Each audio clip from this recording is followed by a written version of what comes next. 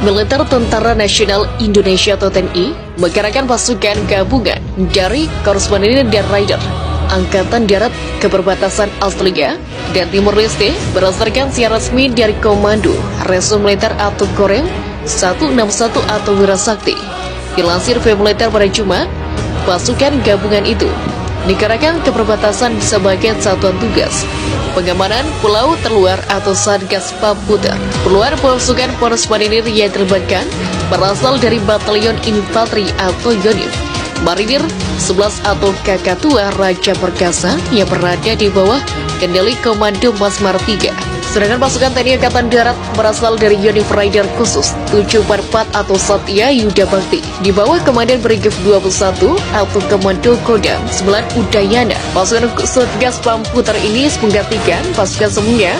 Mereka dikerahkan ke pulau terluar yang berbatasan langsung dengan Timur Leste, yaitu Pulau Bate di Kabupaten Kupang dan Pulau Ndana di Kabupaten Rotendao dan NTT yang jadi perbatasan dengan Australia. Seluruh pasukan marinir dan Raider khusus yang dikerahkan telah mendapat pengarahan saat mengikuti upacara penerimaan Satuan Tugas Pengamanan Pulau Terluar di Marsaling, area pangkalan utama TNI Angkatan Laut atau Latamal 7 Kupang. Di petunjuk bidang komunikasi dan informasi, Kementerian Koordinator Politik Hukum dan Keamanan atau Kemenko Polhukam, Marsikal Muda TNI Agus Barnas menyatakan, Indonesia sebetulnya sudah tahu Australia melanggar batas maritim. Kita akan ada terhadap TNI AU di Kupang. Itulah katanya kepada wartawan di kantor Kemenpora Jumat 17 Januari. Untuk mengamankan kelautan wilayah dari Australia, Indonesia sudah mengirim dari KRI tipe Felsborg Patrol ke perbatasan, kemudian akhir bulan ini RI juga akan mengirim satu unit KRI tipe Frigat yang disimpan di Kupang ke perbatasan.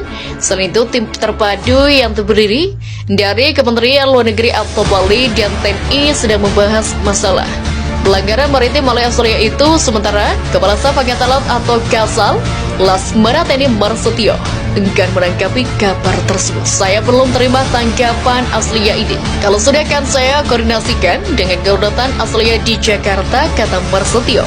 Setelah dikonfirmasi FIFA News, Motor Marsetio, Indonesia masih menunggu keterangan resmi dari Australia mengenai pelanggaran batas maritim tersebut. Mereka akan datang ke tempat saya dan akan menceritakan storynya bagaimana, betulah ujarnya. Australia dan kapal imigran gelap diberitakan sebelumnya. Menteri Imigrasi Scott Morrison mengaku menerima informasi soal pelanggaran yang kurang berhati-hati itu awal pekan ini. Namun baik berwenang, Australia langsung berinformasikan kepada militer Indonesia, dalam hal ini TNI Angkatan Laut. Kami sangat menyesal akan hal itu dan telah menyampaikan maaf kepada, kata Morrison, kepada para wartawan. Namun pemerintah Australia tetap berkomitmen melanjutkan kebijakan mematikan kapal-kapal pembawa imigran gelap itu, lanjut Morrison. Lainnya Jenderal Agus Gambil, Kepala Operasi Penegakan Perbatasan yang bertanggung jawab menghalau para kapal imigran gelap, juga mengaku bahwa pelanggaran teritorial itu terjadi dalam beberapa hari, namun dia menolak pemberian penjelasan lebih lanjut. Mengusir kapal-kapal pembawa imigran gelap ke perairan Indonesia ini merupakan kebijakan kontroversial pemerintah Australia di bawah Perdana Menteri Tony Abbott. Belakangan ini pemerintah Australia juga tidak mau transparan soal bagaimana dan berapa kapal-kapal itu diusir oleh pihak berwenang, yaitu melibatkan militer.